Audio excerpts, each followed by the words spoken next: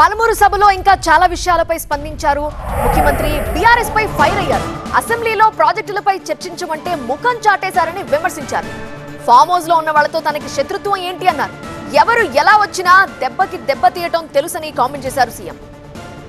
ఈనాడు ఈ జిల్లాలో ప్రధానంగా నిర్మిస్తున్న ప్రాజెక్టులు, ప్రారంభమైన ప్రాజెక్టులు ఏ ఒక్కటైనా గతంలో 10 సంవత్సరాలు పరిపాలన కొనసాగించిన ఆనాటి తెలంగాణ రాష్ట్ర మొట్టమొదటి ముఖ్యమంత్రి గారు ఒక్క కొత్త ప్రాజెక్ట్ అయినా పాలమూరు జిల్లాకు మంజూరు చేసిండా అని నేను సూటిగా సవాలు విసురుతున్నా. పాలమూరు రంగారెడ్డి ఎత్తిపోతల పథకానికి 25,000 కోట్ల రూపాయలు కాంట్రాక్టర్లకు బిల్లులు ఇచ్చిన తప్ప ఉద్దండాపూర్ భూసేకరణకు ఈ రోజు ఎందుకు రైతులకు నష్టపరిహారం ఇవ్వలేదు అని నేను అడుగుతున్నా.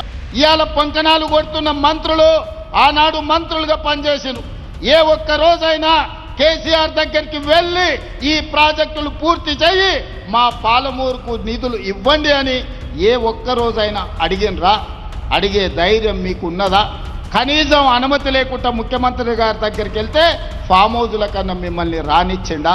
డబుల్ బెడ్రూమ్ ఇండ్ల గురించి మాట్లాడితే ఏ ఊర్లో ఇందిరమ్మ ఇండ్లు ఉన్నాయో గా ఊర్లో నేను ఓట్లు అడుగుతా. ఏ ఊర్లో నువ్వు డబుల్ బెడ్రూమ్ ఇండ్లు కట్టువో ఆ ఊర్లో నువ్వు ఓట్లు అడుగు.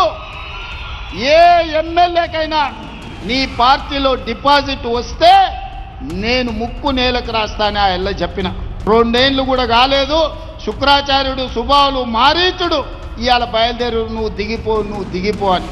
ఏం మీ అయ్యా జాగిరా లేకపోతే మీ తాతలు ఇచ్చిన ఆస్తా? 4 కోట్ల తెలంగాణ ప్రజలు కష్టపడితే నమ్మకంతో విశ్వాసంతో ఆశీర్వదించి అక్కడ కూర్చోబెట్టిను. నీ తాతలు ఇచ్చిన ఆస్తి కాదు నువ్వు అడిగితే చెప్తే దిగిపోవడానికి.